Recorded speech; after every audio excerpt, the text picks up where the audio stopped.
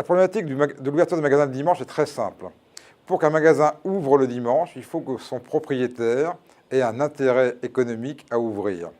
Il faut donc qu'il fasse suffisamment de chiffre d'affaires ce jour-là pour pouvoir financer le surcoût d'exploitation que génère le fait d'ouvrir un jour en plus par rapport aux autres jours de la semaine. Alors ça peut marcher si vous êtes dans une zone touristique. C'est ce que souhaitent par exemple les Galeries Lafayette pour le boulevard Haussmann à Paris. Il y a un flux de touristes étrangers tellement important qu'on est sûr que ça va générer un chiffre d'affaires supplémentaire d'environ 6 à 7% par rapport à l'année complète des Galeries Lafayette.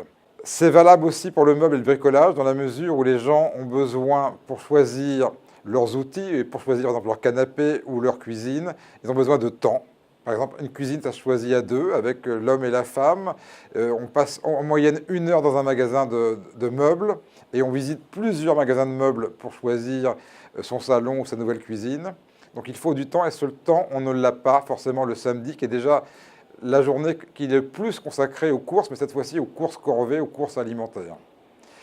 En dehors de ces quelques cas de figure, et à quelques exceptions près, il n'y a pas vraiment d'intérêt économique pour les magasins à ouvrir le dimanche. C'est pour ça qu'il est absolument faux de penser ce qu'on pourrait imaginer en écoutant les débats actuels ou en écoutant les politiques ou les syndicalistes.